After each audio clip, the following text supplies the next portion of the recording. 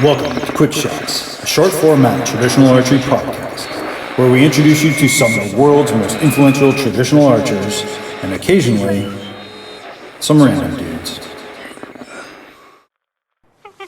Oh, loneliness and cheeseburgers are a dangerous mix. Hey everyone, what's going on? And welcome back to Quick Shots. Today we have an interview with Alex, the Maple Archer Melnik, and Andy, the Hitman Marsolias. Anyway, this one, I'm not going to lie, gets a little off track. It's a bit of a shit show, but it's a lot of fun. Come along with us on the ride. All right, here's Alex and Andy. Roll it! Hey everyone, how you doing? We're here with the Canadian threesome right now. This is pretty awesome. So we got Andy Marsola and Alex Melnik. Hey guys, how you doing? What's going on? Awesome, buddy. How's it going? Dude. How's it going, eh? Oh, it's going. Andy, did you just wake up? I might have. I'm a mix of just woken up and haven't slept in like 3 weeks. It's an odd mix. Yeah, it's good. It truly brings out your eyes. I'm glad you guys came prepared, man. That's awesome. Yeah, we're ready. Were you supposed to bring notebooks or? Yeah, I send you some drugs. You're supposed to write notes down. I'm not going to ask you any of those questions, so don't worry about it. I don't know if you know this about Canada, but drugs are cheap, like real cheap. No way. Tell us more. Yeah, You got that government. Tell us more about these drugs, Andy. Tell us more. So Andy's cop? Andy's trying to get into the military. Whoa, we're telling secrets today. Hold on here. Yeah. Andy's trying to make it to the military, and they said to enter he has to be able to do one push-up and get off the couch. So he gave them 4 months. He has to train for 4 months. So yeah, dude, one push-up. I'll do it. I have pride. I know. Guys. That's good. You know what? You Gotta cut down. It's good. It truly is good to have realistic goals. Just so you guys know I'm taking it seriously, I cut down to 2 cheeseburgers today. 2.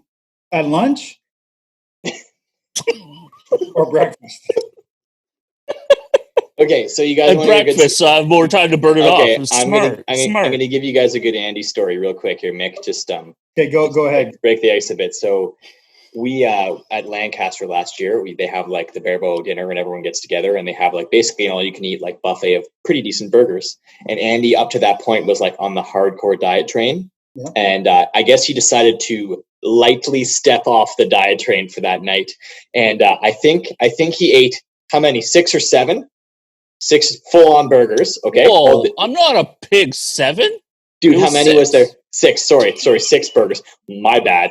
And that's not the worst part. On the way home from that thing, he made me stop at Chick-fil-A. He made me stop at Chick-fil-A on the way home after eating 6 burgers. Maybe stop at Chick-fil-A, and then we get back to our house, and he sits there and just proceeds to drink like 2 full glasses of whiskey, and just KOs himself into oblivion. Dude, hey, you know what? In my defense, Hold on, rebuttal. Dude, wait! I'm already learning something that you never do anything half-ass, Andy. Yes, full on. We don't have Chick-fil-A. Yes, this is exactly why. And because we don't have it, we always have to eat it after 6 burgers. It's very important. Oh my God! Have you guys ever been out to? Have you ever been to the West Coast with In-N-Out Burger? Have you ever done an In-N-Out Burger? No, I want to try it though. Pretty good. I heard it's awesome. Pretty good. All right, hey, listen, guys. I want to let our listeners know who you two are because we obviously. I know you guys as the idiot from the internet, but perfect. And that's what everybody else knows us as too. I wasn't the idiot from the internet until Andy came along. I was just that barebow guy, and Andy came along and dragged me into every single conversation ever. He goes on a mom pages and he tags me. Ridiculous. Dude, so funny. Okay, listen, Andy, why don't you go first, man? Give us your background. Tell us what you're doing. Tell us a little bit about yourself, what you do in terms of archery. And then just you got a side hustle. Tell us about that too. All right. Yeah, sure, buddy. So I'm originally from Cornwall, Ontario. It's a smaller town than Kingston. Unbelievably, about two hours from here. So didn't grow up shooting arrows. There's no archery ranges there or anything like that. So I picked up archery about 2 or 3 years ago. I don't know what Alex is doing right now, but he's going I'm trying crazy. to find a quieter place, but carry on. I'm listening. Oh, okay. Yeah, so I picked up archery about 2 or 3 years ago. Just kind of walked into a gun shop, and one of the girls I was in marketing class with in college was behind the counter. So I just asked her to sell me a bow and kind of went from there. So it started with trad. It started with a Samick Sage, just kind of stumping and things like that, and found out that Kingston actually did have an archery range. So I really got into it, just kind of dove right in. And I think within the first year, I was president of that archery club. And then that's when I kind of got into the whole networking thing, because I kind of realized right away that there's little to no networking going on in archery, and everybody's kind of does their own thing and nobody helps each other out. So Yeah, I mean, you're terrific. that's how that happened. You're really terrific at that. I think you've brought a lot of people. Thanks, buddy. Well, yeah, you brought a lot of people together. It's amazing. And most people You're terrific. He is true. You know what? We should give credit where credit's due. So, are you still shooting? Are you shooting on a regular basis? Not like I should. Like I'll go out and shoot arrows if like I just feel like it in the backyard. But like Alex said, all of our tournaments are canceled. Like everything, no locals or anything. So it's hard for me to practice when I don't have something to practice for. But yeah, I'll still go out there and shoot once in a while, but not like Alex is out there every day. I'm not doing that for sure. And tell us about your other business. Tell us about the trad life. I mean, representing here all the Canadians. Yeah, man. So this kind of started off as I had originally moved into a house a few months ago, which I don't live in anymore just because of personal like life changes and stuff. Yeah. So originally I was starting an archery range there in a shop, and I was making physical products. Like if you go back on the barebow project, you'll see that I was like making a buffalo and walnut tab and pins for targets and things like that, and couldn't do that anymore. And the whole website kind of started off as like a networking for just to bring all the information together to kind of expedite the learning process for my students that I would have, or at least the kids that be bringing in, kind of showing them the safety part of it, like get them started so they have a safe place to shoot arrows. And that kind of just went all up in the air. So I didn't want it to kind of stop. So I just kind of started that part and realized that everybody else can use that as well. And I can't make physical products anymore, but what I can do is design t-shirts and other clothes. And I don't know what it's like in the States. Well, I kind of do now that I'm kind of involved in it and seeing it. Like you guys don't have a shortage of that in the States, I don't think. But here in Canada, if you want like an archery t-shirt, it's like a stick man on a black shirt. Yeah. It's like we didn't have that. So that was kind of why I started doing that, because I had that skill set. And I was having fun doing it. So that's the whole reason it started. And then when I started realizing that other brands didn't do this, like there's like Boyers that make, $800 to $1,500 bows, and people love the company, but a lot of them you can't buy a t-shirt for that company. So like I want to eventually be the guy where you just go here and you can get a t-shirt and support my company and just kind of network and help people out that way. Yeah, and it's fantastic. I mean, I bought a bunch of your stuff, and you're I appreciate it. Supporting the archery. It looks good on you. Yeah, it's awesome, man. Well, can't get Canadian barebow stuff. That's crazy. Okay, Alex, how about you, man? I know a lot of people know you from being the superstar Canadian athlete that you are, and then that's me. And that's then me. Also from that crummy. Who's that? I think it's called the Parsh. The Parsh. I think it's called the Parsh, right? The Parsh. Yeah, the Parsh. That dude, the Matt dude. Anyway, it was kind of interesting. I skimmed through it a little bit, but it was interesting. But anyway, I thought I'd have you on too, because Andy said I had to have you on too. So, hey, tell us a little bit. Package deal. Tell us a little bit about yourself, man. Give us the short version of it.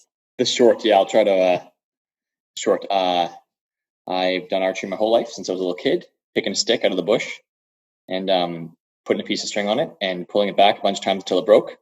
And then that stopped for a while when I picked some other sports and pretty much went through that. And then I discovered that sports suck because you need someone else to compete with or play with. So I was like, what can I do that doesn't require anybody else? And I was like, yeah, here we go, the outdoors. And so I picked it up. I did shot a little bit in early high school, but that didn't count because the instruction I received was garbage. So then I had a buddy who was like, man, come hunting with me. And I was like, I didn't really want to kill things, but the idea of hunting was cool to me, and I wanted a challenge. So I picked up a bow, and I was like, picked up a recurve because I really wanted to be Legolas from Lord of the Rings. I thought that was a realistic thing. Awesome. Of course, yes, exactly. And then, so of course, it's not, even though it's badass, it's not. So I started hunting a little bit, very unsuccessfully, but I still loved it. And if you can't be successful getting in front of animals due to your density in your area, pretty much you work on the things you can work on, right? So you work on being an archer. And I was at my archery club one day, and a 900 round was happening. And I had my hunting bow, and I was like, someone's like, hey, come shoot the 900 round. It's called the summer solstice at the Archers of Caledon, and they basically shoot till night because it's the longest day of the year. And I joined that, and I won. And I was like, that was super fun. That was great. Let's do that some more. So then I dove in a bit, and then I picked up a target rig, and it was pretty much all downhill from there. And beginning of last year is when I was like, you know what? I think I'm going to start going to tournaments, not just dabbling. I think I'm actually going to make a go at it. And then I met this goonball a couple of years later, and here I am today, talking to you on a podcast about archery.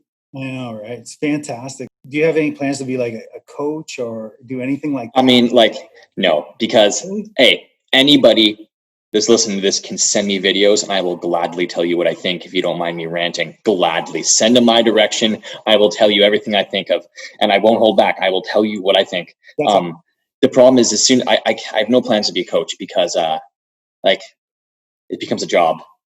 And I just really don't want it to become a job. I want it to be something like, I love looking at people's videos. I love nitpicking it, but I really don't want it to be something that I have to do. I want it to be something that I want to do. And I'm sure I can make it both happen, but I just don't want it to be something that I have to do. Okay, so this is a Quick Shots exclusive. You can send to Alex your videos. He will bring it up. Hey, I will tell you, I'm not going to be like, you're garbage. Actually, if you're garbage, I'll be like, that's garbage. You need to change everything. Yeah. I will tell. Well, I mean, like, the problem is then I'm forcing my opinions about how people should shoot upon you. And I hate that. I really do hate that. But if you want my opinions about how you want to shoot, I will gladly give them to you. And I think bring them on. They don't even have to be about archery. Just send them videos. Just send me videos, and I'll just watch every one. Send me pictures of your dogs, of your food. Just doesn't matter to me. I will tell you.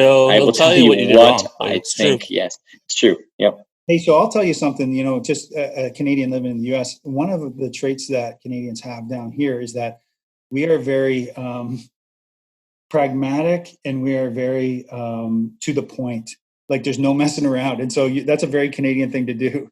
Tell us what if you ask for our opinion, we're going to give you our opinion. Yeah, 100%. There's no, I'm not fluffing around the bush here. I'm telling you what it is. I've got a couple guys that are actually probably have messages on my phone right now that have just, ever since the Push podcast, they kind of go, hey man, I've got some videos. Like, I'm going to send them to you. I'm like, bring them on. Like, send them away. No problem. I'll tell you what I think.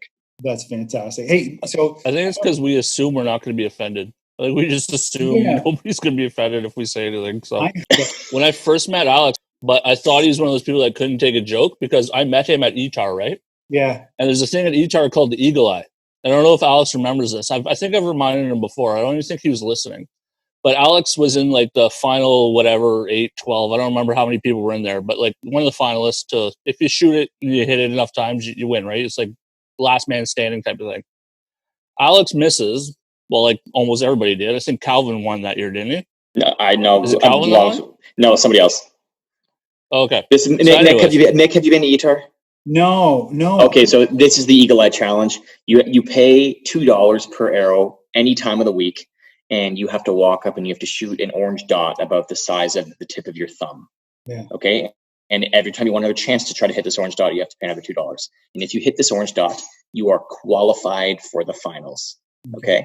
And in the finals, they put a deer at a random distance. They gather everyone that qualified throughout the week, and you have to shoot a wooden arrow. It must be a wooden arrow, and everybody shoots an arrow with this deer. If you miss, you're out.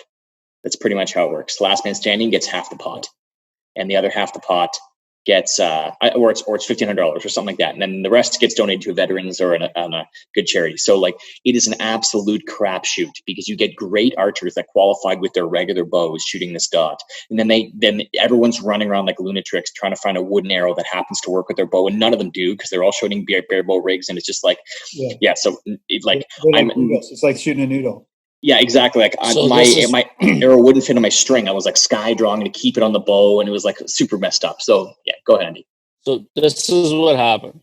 So I think we had already shot the course. Like this is how I met Alex. We shot a course. He was there for like a minute. He wasn't even there like for I don't even think for a day. He was there to see the push. He shoots the arrow. He doesn't know I'm standing behind him.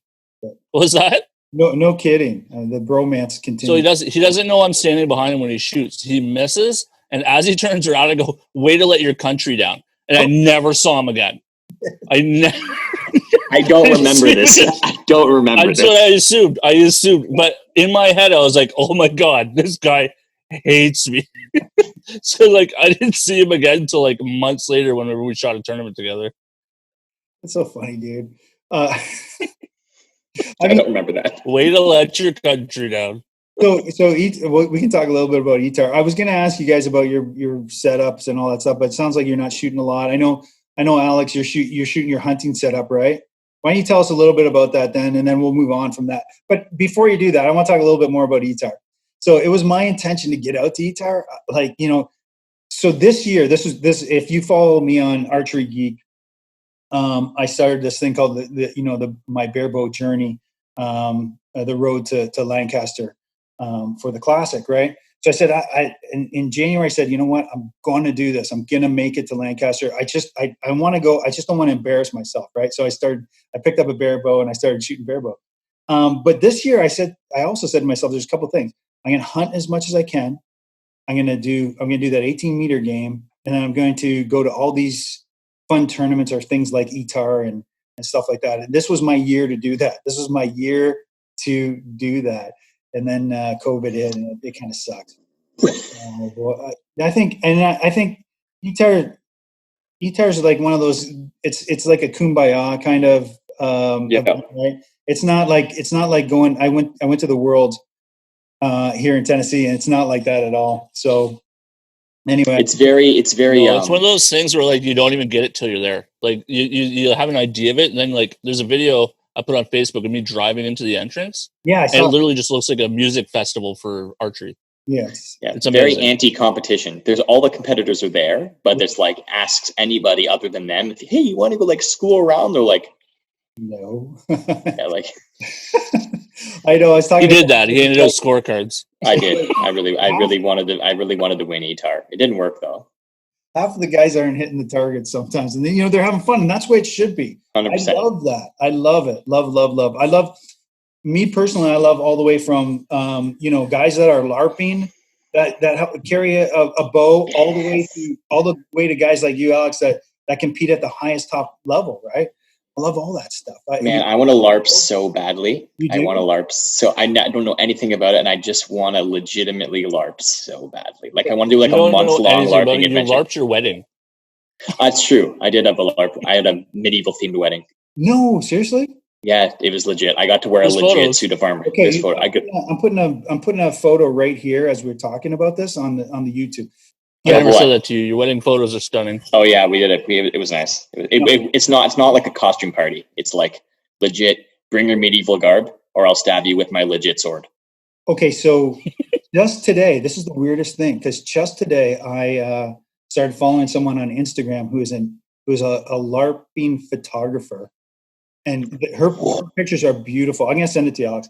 Okay, sweet. It's fantastic. Anyway. He's got a fantastic, and probably. It's probably some of the same stuff that you did at your wedding. I mean, that's pretty cool, man. What were you dressed as? Just had a full suit of armor. I had a full. I'm not a full suit. Like I didn't have legs or like arm things. But a gambeson. I had a breastplate with like literally 1/4-inch thick steel, and I had my wife had a custom sword made for me. That was her wedding present to me. And all my groomsmen had like custom swords made, and they're all wearing like tunics and everything like that. Like it was.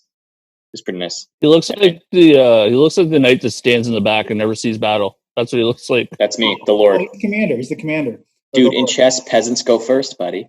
In chess, peasants go first. So listen, that's that's my cross between. That's why we're Archery Geek, because I mean, if you were to do a Venn diagram of Geek, you know, in the middle, you'd have archery, you'd have role playing, you'd have, you know, something else. Man, it's super interesting about the trad community. Like, there's a huge portion of us that got the roots from the trad, right? Which is like in the States and the Fred Bear and the hunting side, and they all came up through that.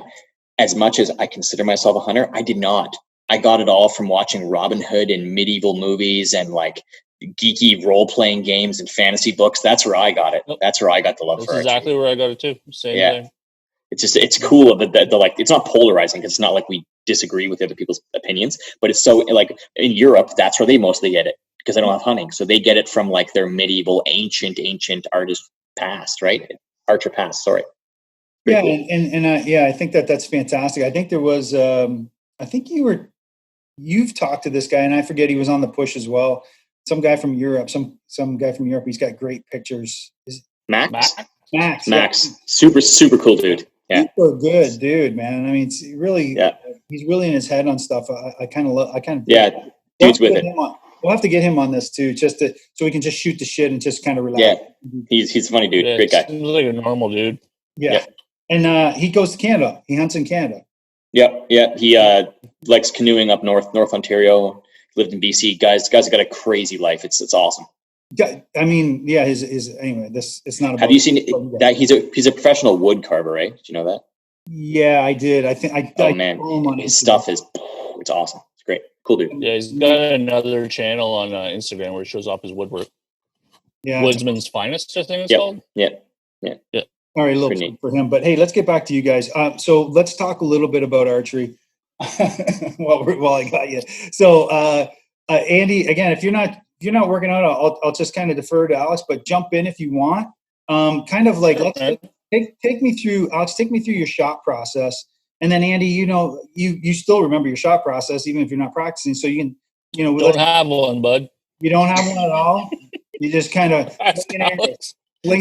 grip it and rip it, bud. Show up and take second place. It looks different every time. It's amazing.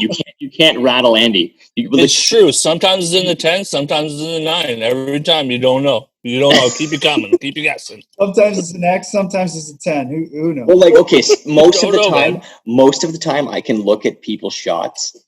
Let me look at their shot 5 times in a row. I can be like, that was good. Ooh, that was bad. Ooh, okay. I don't even have to look at the scorecard. I can tell you generally where it went on the paper, roughly. Andy, I look at him, I'm like, and they're all like in a super tight group. I'm like, he did 5 different things. How is that a thing? I don't understand. He's like, pitch over here, over there. I don't know. Everybody else, you can see everybody in their house thinking through their shot process, and in my head I'm going just nothing. Like I'm in full draw at provincials going, you ever notice Alex never wears jeans? That's so weird. Hey Alex, why don't you tell us about your shot process and just kind of go through it with us, and then Andy, we'll jump back to you too. I know we took the piss out of you a little bit, but trust me, we're gonna want to hear what you have to say too. But Alex, go ahead. I stand there. Square my feet. Yep. I hook my string. Okay. This is so hot. Oh how about if I talk like this? I set my grip. Okay. And then I raise the bow and slowly squeeze. No, sorry, can't do that. Stay at Deucimo. I just lost all of my female viewership. Lost or tripled? Wink. Wink. Anyway. Okay. Let's start. So I have a pretty distinct set shot sequence. And there's certain things that I do consciously every single time. I always set my feet consciously every time. I always engage the lower half of my body consciously every time. If anybody has done any sport without a stable base, you can't have a stable upper. I set my fingers, I set my grip, I look at the target, and after I look at the target, I flex my quadriceps and engage my glutes to stabilize my lower half even more. I raise my bow and set my shoulder down. I turn my entire body towards the string, so I'm almost like my chest is facing the target. And I draw I lock my arm. I draw the entire bow basically with my core. I bring it back to my face, trying to keep my back engaged the entire time. I aim, and then I completely stop aiming with a vibrant shout in my head that says "stop aiming," and I concentrate on something else, which is feeling in my back, and I just keep tightening that, preferably the feeling in my back that I never have left from the beginning of my draw. And I keep feeling that and feeling that and feeling that, and then as soon as I relax my fingers, that tension just keeps it going, and it generally travels in the correct direction. I mean, that's fantastic. So for people who don't know, if you haven't listened to the Push, go and listen to Alex's Push podcast. He's not just talking out of his butt here. I mean, he's had a lot of experience in terms of being able to engage those muscles. I thought that was very impressive. It's one of the most impressive things I've ever heard on an athlete, right? I mean, we see a lot of these archers. I mean, I don't know how they do it. I mean, they're not, I mean, you're an athlete, right? So, I mean, that's pretty fantastic. And just give us just a brief on a little bit about your background and how you became so aware of your body. I was, growing up, the main sport I played was a downhill skier. So that doesn't really have too much to do with archery. It's more adrenaline junkie stuff. So aside from that, started with volleyball. In about grade 11, I was fairly high level volleyball, pretty much one of the highest levels you can get in high school. Like I played top level in the country. But going to universities, that doesn't matter how high you can jump, doesn't matter how strong you are way too short. I'm not that short. I'm just around 5'10". So I'm not that, but I'm not 6'10". You know what I mean? To play with those super elite guys. And so I was like, screw you. And so I decided to hit the gym and get as strong as I could and make up for it. I ended up making a third string on my university team, but still they're like, sorry, you're never going to play. Too bad, you're too short. Takes you too long to get up and takes you too long to get down. Like that's the rally's over by the time you hit the ground. So I decided to pick up another sport that didn't require my height, which was table tennis. I took table tennis to my national team level. I traveled to China to play professionally after university. Came back, played for my university team, and then I had some Olympic dreams for that. It's pretty political, but they changed the rules, and you can only send 2 guys for Canada. And it's really hard for me. I was good, but I wasn't constantly winning every single thing in the country to guarantee myself. So that kind of died down. Plus, trying to find someone to play your level is practically impossible at that time. At that level, no one's there. There's 4 guys in the country that you can practice with. No one wants to play against a guy that's going to ace them. No, but tons of people do, because they all want your experience and your skill level to practice, just to practice with. But the guys that you want to practice with, they're either not in the country because they're playing professionally somewhere, or they just don't want to. They're sorry, I got other things to, you know what I mean? It's tough. So I still play and I still love it, but that's really hard to improve where I was. So then I became a fitness competitor. Actually, most of my muscle knowledge and the strength, everything came from my bodybuilding, essentially. And you don't learn too much about athletics, but throughout that whole process of building specific muscles in specific targeted ways, you learn an obscene amount about your body. And then you go through a diet procedure that's harsher than anything you can imagine. And you learn so much about your body. It's not exactly the healthiest thing in the world, and I'm never going to go back to it, but I've learned so much. And there's such a disconnect between doctors, actual medical doctors, and the fitness and nutrition community. There's a way too big of a disconnect. And I think and you know what I'm talking about, just you go to the doctor and they're like, oh, what hurts? And you're like, I can be like, well, that's a problem with the tightness in your forearm. And if that loosen, you try exercise this, your pain will go away. And the doctor will be like, here's some ibuprofen. You know what I mean? It's totally, and it's not like the doctor's dumb. They're not, they're doctors, but they just disconnect between the community. Sorry, that's just a rant. But the body. You're okay. I mean, I think to be fair though, some doctors are a little bit better than others, right? 100%. And there's a lot of doctors that know that, you know what I mean? If either they do know, but just in general. So a lot of the stuff, there's just a disconnect I find, but I learned a lot of muscle control, and I learned that, I never realized it helped me until I took friends that were bodybuilders and I said, come archery with me. And they're like, I'm going to do this. They're like, boom, first time. I was like, that took me 6 months to teach someone how to do. I'm like, engage this muscle. They're like, boom, perfect first time. I was like, how are you getting this? They're like, dude, it's just the trapezius. I contract doing this. It's just, you know what I mean? So easy. And then explaining it to people, be like, it's just this muscle. And it was hard for me to comprehend that some people cannot just contract that muscle on command. They find it really difficult to do. It's not, and I took it for granted. I took it for granted that I can just pick a muscle in my body and contract the one that I want to contract. And I can't. Some muscles I can't, but certain muscles I can. And that is So with that, I mean, again, I listened to you talk about that, in depth. But I wonder, just keeping in that vein and you talking about the muscles contracting and having proper archery form. When you go to a tournament, you must, like you said earlier, you mentioned, I can tell if a guy's got a good shot or not, or he made a good shot, or where it's going to land on the paper just based on looking at him, right? So I think that's pretty impressive. I mean, that is not necessarily because I can't look at him the first time and the first time he shoots go, oh, that's going left. That guy's got a crappy shot. No, I have to watch him for a few times and then I can see the difference in what he's doing. Because I know people that have shots that look like a pile of dog poop in the microwave, and I look at the target and they have punched out the gold. You know what I mean? Why is that though? What we'll get to you in a second, Andy. It's just repeatability, and in reality, so form is like not important for scores.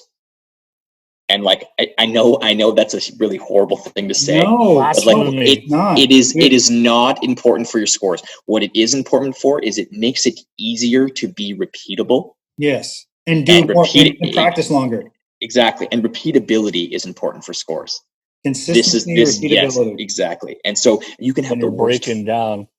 Exactly. Like you're tired and everything. Also, longevity of your body is a major thing with form. And I know there's so much stuff that circles. This form's healthier in this form. That'll wreck your shoulder. This will wreck your shoulder. I'm not saying an opinion about any one of those right now, but it's true that proper form is healthier. Yeah. Yeah, absolutely. So, and I think that, when you go back to form and you talk to any coach, and I think the moral of any story talking to any archer is, if you want to get into archery, get a coach. And then some coaches are really good and some are not as good, but anyway, they'll teach you, they'll try and make you repeatable, right? They'll try and make you consistent. Yeah. And having good form and engaging those correct muscles, I think we can all agree that you can practice longer. And if you can practice longer, you can get more repeatable, more consistent. Yep. But something that you said the other day too was really good. And I'll leave it at that. And I just want to kind of go back on that. I feel like we're doing a recap of the push, but I apologize to Matt. But literally, it was a really good quote. You said, like, I show up at the range on game day, and you get people in the butts, and they're practicing, they're trying to get better that day. It's like that's not the time to do it. Nope. And Alex, that was really good. Hey, okay, so Andy, let's not. Come on, man! Don't sell yourself short here. Let's hear what you're. Actually, I'm going to add to what he just said, because what Alex is saying about the form and everything, like that's not the biggest thing when it comes to scores. Where it is a big deal is when you finally roll into Lancaster after you've only been shooting in your backyard. Yeah, anybody can shoot in your backyard. When you're lined up with 100 people and the shot counts, and then you look behind you and Matt Zernzak's filming you for the push. Yeah, you better have good form and a system, or else you're hitting blue. So like that's where that big to me that's where that difference is. Yeah, I would agree. I mean, and I think that's confidence in your form or confidence in your consistency. 100%. You have to have confidence in your. I know that I went to the Worlds in Tennessee, and I'll be honest with you, I just picked up a bow. I said, okay, I'll grab these arrows. Off I go. It'll be fine. I had no confidence in anything, and I shot that way. I shot with zero confidence, and I sucked. But that's going to happen to you, right? And also another I used to do it in 3D all the time. Before I could range, I would go to 3D and I would guess the animal. And half the shot, I'm second guessing whether or not I'm right. And all of a sudden, right over the deer. Yeah, and that's when if you miss a target in like you're done. You're done. Your game's over. You might as well not even continue. But and that's the exact opposite of what we talked about at ETAR, right? So I mean, half those guys are missing the targets, and they're happy as can be. They're going to go back to the campfire and they're going to have a few beers and laugh it off. And I think that's great. I think all kinds of archery is awesome. Anyway, tell us about your shot process. What do you do? Take us through the only consistent part of my shot process. Well, it's hard to say it's not consistent because I am repeating the same thing I'm doing all the time. It's just not probably what I'm supposed to be doing. So like I'll come up to the line, I hold my bow down, and then I draw back as it's coming up. Okay. And then I'm kind of floating that arrow tip because I'm point on. I shoot point on. So like I string crawl, obviously. I think most people know that. And then it's kind of just floating around the yellow. And then when I feel comfortable, I pull through my shot, which is not really what you're supposed to be doing, right? But that's how I've always shot. And I've never, to be honest with you, as far as like competing past just like my local tournaments, I didn't do that until I met Alex. So I like started getting into provincial tournaments and things like that. So like I didn't take any of this stuff really seriously until then. So like I take a lot of tips and tricks from Alex now and try to learn from him now, but it's been a very short period of time between grip it and rip it and trying to win tournaments. Because in between there, COVID happened and now we don't have any tournaments. Like for instance, my goal this year was to win the Ontario, is it called the Grand Masters, Alex? Grand Champion? So? Grand Champion? The Grand Champion, yeah, not the Grand Masters. Which is basically all of our important tournaments, and the collective score and the highest score wins is like the Grand Champion, right? Yeah. So I was doing okay. So first one, second place. Second one, third place. This is for like all of Ontario. So like my goal was to, no matter how far it was, I was going there and I was going to place. I was going to be champion, and kaput, done. It's all finished. That's unfortunate, dude. You know, and that's a motivation killer too, right? So for sure, yeah. I feel bad for the little kids, the ones that were going to try this year, right?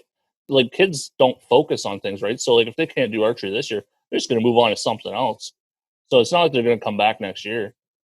And yeah, but I mean, but for you two guys, you're young guys. You got another. Alex is young. A lot of years ahead of you, you know, being champion. So, and that's really awesome. And it'd be nice to watch. Now that I know you guys are a lot better. Guys, let me, can I hop in here? I want to talk about, Andy always refuses to admit this, but Andy has a history of being a professional dart player. Oh, nice. You are incorrect, sir. Okay, sorry. Like to tell people that. And you hey, tell us about your dart background then, bud. That stopped when I was like 19. Okay, but if I was a professional dart player, I'd be living in Europe right now. So yes, I did compete at a high level in darts, but it was as a junior.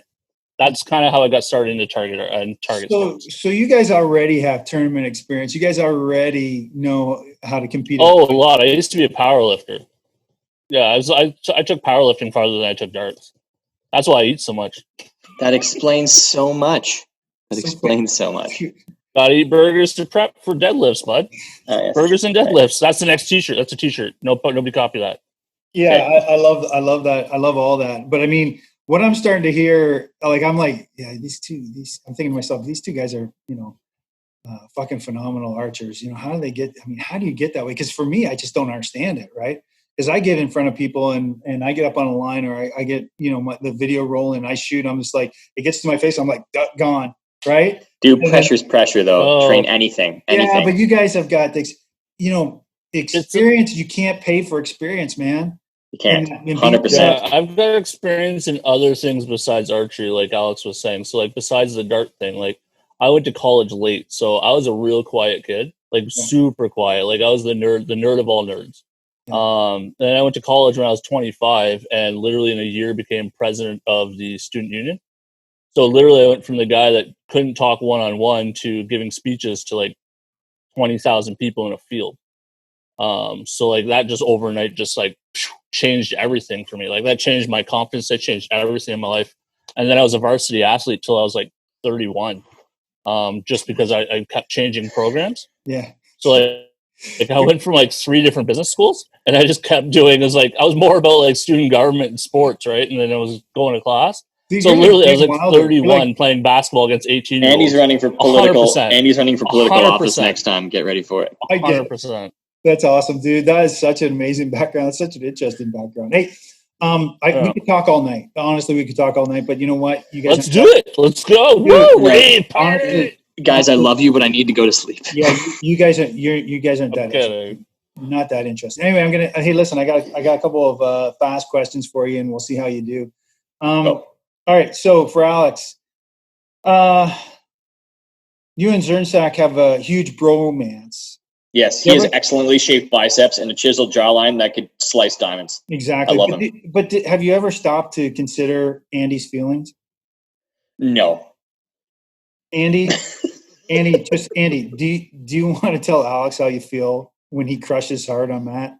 How does that make you feel? I was okay until ETAR when the sun went down and I saw you behind that tree. No, dude. And I was just like, I was hoping it was your wife. And then I saw him, and it just the tears just started. You know what? It killed me. You're heartless. I'm gonna say, you know what, Alex? I was there with you for a while. All is fair in archery and war, and you know what I mean. All is fair in love and archery. Turn my back for 1 minute. Turn my back. Yeah. Traded me in for a beer. Okay, let's talk Canadian. Let's talk Canadian for a little bit. All right. So, all right, okay. All right. Welcome to the show. Putin and hosers, eh? You freaking hosers! What are you doing? It's ridiculous. So is poutine is poutine the only unique Canadian food? Foie gras. What else is unique in Canadian? Foie gras. Foie gras. Foie gras. Foie gras. Little. No, I don't know what it is. It's over. Really? It's disgusting. So get ready for it. That's Canadian. That's hardcore Canadian. It's like French. I thought Canadian. it was French. Well, French Canadian. Gotcha. Yeah. Yeah, they hyper stuff. I know what foie gras is. We know what foie gras. You force feed a goose. Yes, liver. pretty much. Yep. Yum. Yeah. I think beaver tails. Funny. Well, we But have that's more of some. a franchise We have thing. like candied salmon. Like I'm trying to think northern foods. We have candied salmon. Yeah. What We're not about exactly known for our food. what about and tell me guys if you guys eat these or not. And I love them. Butter tarts. Oh, you guys don't have yes, that's don't have totally butter tarts. Canadian. over. Yeah, I just forgot. There's no Zero such. butter tarts. I forgot they don't have butter tarts. Oh, I will goodness eat- me. I will eat Walmart butter tarts when I come home. I don't care. I just want butter tarts. Dude, okay, for Americans, you guys don't know what butter tarts are. Did you guys ever have pecan pie? A butter tart is a compressed pecan pie into the shape of like a regular tart. Pretty much. That's funny that they don't have butter tarts because they love pecan pie, right? Like pecan pie is a pretty big thing in the States, is it not? But butter tarts sometimes in Canada they don't necessarily always have pecans in them. They can have like anything. That's I've true. etten them with bacon in them, and they're delicious. They're so good. Even butter better. tart Everything's connoisseur. better with bacon. So I still have a place up in Stratford, Ontario, that we go to, and I visit Stratford a lot. But when we get there, man, I eat so many butter tarts. And okay, all right, Tim Hortons for both of you is this question: Tim Hortons or Starbucks? Andy, Neither. Alex, McDonald's coffee. You don't like either McDonald's coffee's better. And Burger King bought Tim Hortons, and when Burger King bought Tim Hortons, the quality of Tim Hortons. I Where'd you go? All right, I'm going to finish this sentence. Decade have literally been from the States. Yeah, the donuts aren't fresh anymore. Donuts aren't fresh. Okay, all right. Hey, did we lose Alex? I don't know. But what he was saying is that the donuts are shipped in frozen now, so they're not fresh donuts anymore. And the coffee's like number 7 on the list of like Canadians' favorite coffee now. Is that true? That's unbelievable. Yeah, they did a study. Like McDonald's was first, Starbucks was second. I think second cup was even like before Tim Hortons. There's only like 2 of those. I'm blaming you millennials because when I go back there, I love. I'll drink. I'll go to Tim Hortons 3 times a day. All right, keep going. That's because they sneak something in their coffee, and it's you're cocaine. addicted. It's cocaine. It's got to be cocaine. Hey, mac and cheese or Kraft dinner? What do you guys call it? They're 2 different things. They are? They're 2 different things. They're 2 different things. Brand? Mac and well, like Kraft and mac and cheese is like cheese, and like they roast it so it's a little bit crispy in the top, and like you put it in the oven and you bake, and it's like this process. And Kraft dinner is literally get out of a box, pour it in, dump that neon orange powder on it, stir it up, and slam it. Okay, listen. I've never eaten KD by itself. I shred like half a block of cheese in there. But you're right. You're absolutely right. Okay, I've got something I need to play for you. So on a recent interview with Matt Zernsak, you said I'm already laughing. You said Canada has 2 territories. I just wonder if you'd like to change that answer. This is hilarious. Bring up another one after that. 10 provinces in Canada when couple territories. Provinces are just like huge states, pretty much. When I heard that, I died a little inside. You want to change So that? we have Yukon territories. We have Northwest territories. Yes. Okay, name the third. Nunavik. Nunavut's not a territory. Okay. All right. So, I'm telling you, we have 3 territories. Is it considered a territory because it's beneath a certain population? It's a territory. Yeah. Is it? Yeah. Okay. You had 10 right. You had 10 provinces right. 3 territories. Yeah. Anyway, I didn't know it was a territory. Did you happen to grab the clip of what he said about Quebec? No. Would you like to take that one back, Alex? No. But I'm going to keep that one in the vault. Listen to the Push podcast for that one. Okay, and then I had this other one here, which was I thought this was interesting too. Myself, I'd hunt every day there. Is that Canadian geese in the background? 100%, absolutely Canadian geese. And these are like special. Can you actually hear that? That's a good one. I live right in this road, Lake Ontario. I actually only 20 minutes from the border. But, okay. Canadian geese. Is that the plural of Canada goose? Yes or no? I'm Canadian gooses. Canadian gooses? It's Canada. Like mises. It's Canada geese is the plural. I was specifically speaking to their nationality. I wasn't using them by their genus species name, Mick. I'm just messing with you. You know. I know. I'm just trying to see how. If anybody, if any Americans didn't catch what he was saying in that too, we do have millions of Canada geese that do not fly south. They literally just walk around in the snow in the middle of winter at -30. Yeah, especially near the cities. They're pigs with wings. Yeah. They're terrible. Yes, sky cows. They're just terrible. We don't delicious sky cows. I think people think when they see Canada geese, they're like, "Oh, you're Canadian. That's pretty cool." You know, you guys are. No, we hate those things, man. We hate those things. No, hunting season for those things coming up. All right. How about you guys? How about we end this by letting? I like that Alex is modeling right now. Oh, guys, look! I'm legitimately sitting next to a staircase because my wife kicked me out upstairs because I was being too loud. So here I am in my basement. Well, we won't keep you too much longer here. Why don't you guys tell us where we can find you on the social medias and how people on the webs and how people can contact you. So, Andy, why don't you go ahead? Where can they contact you? Where can people get hold of you if they want to ask you some more questions? Maybe I didn't ask the right questions. Yeah. So on Facebook, like the logo is the Trad Life Archery, but it's still just the name Andy Marsolias. I think a fly just went past my camera. Anyway, yeah. So Andy Marsolias on Facebook, and then on Instagram it is the Trad Life Archery. So if you message me there, I'll get back to you with anything you want. And if I don't know, I'll find out for you. Thanks, brother. We appreciate what you do, man. It's pretty awesome. The shirts are good. You're supporting the boot camp. I'm trying, man. And we're gonna have that boot camps coming up here very shortly in 2 weeks. So we're gonna have the instructor shirts. Alex, tell us about how we can get hold of you. I am on Facebook at Alex Melnik, just a personal one, but I will gladly talk to anybody there.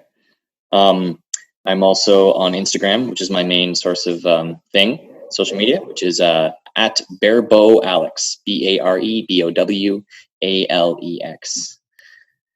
I have not shared as much stuff. I usually try to go 3 times a week, make some posts, but this year has been few and far between because nothing to do. And there's only so many pictures I can put up of me shooting arrows in a group downrange. So I think people like that anyway. Keep it up. I mean, honestly, it's awesome. And that post that you did today about Frankenstein in the tab, really interesting. Love that stuff, man. Love it. He's a bit of a celebrity on Instagram. He's up there. What do you got? 11,000 followers on there. You got. I don't actually know. I think we're up there. Yeah, above that. Grow a little bit there. That's awesome, brother. Appreciate you. Okay, thanks, guys, for being such good sports. And thanks for having us. No worries. Thanks, Mick. You rock, dude. Awesome, man. Yeah, awesome. man. Hey, you're going to be a huge celebrity at Lancaster. We'll have you on our pod. Yeah, we'll have you on our podcast when we get that rolling. Well, we didn't talk about that. The In-Flight Archery Podcast. In-Flight Podcast. In-Flight Podcast. Mm-mm. Okay. Copyrighted. Already made the logo. I bought the URL. In-Flight Podcast. We will wait for that, and I can't wait for that. And I think that that's going to be hopefully that'll be a lot of fun too. And Definitely PG. Yeah, we don't need. Okay, you guys go PG. I'm not going to be PG. I'm telling PG you. 20. PG 20. You have to be over 20 to get onto your podcast. And with parental You need your guidance over parents. 20. Yeah. Awesome. Okay, big shout out to anyone that's listening and has made it this far. Thank you very much for sticking around with us. These are great guys, and we're going to be doing a lot more of this. If you've listened this much or this far, don't forget to give us a like and subscribe. Share us on all your social medias. Get the message out that we're talking to archers. You can be a traditional archer, you can be a superstar like these two guys, or just a regular trad archer. And if you want to be on the podcast, let us know. You can contact me on Instagram. I'm archery_geeks because I couldn't get ArcheryGeek. And you can message me there. Anyway, thanks everyone for listening. And until we talk again. Love you. Yes, we love everyone. Love you guys. Peace. Mick, you rock. Andy, Thanks, you man. suck. Let's roll. Whoa, easy. PG, bud. No. PG 20. Can I swear? You- And I'm always that handsome, you dink. Where would the on and off button be for the light on my camera?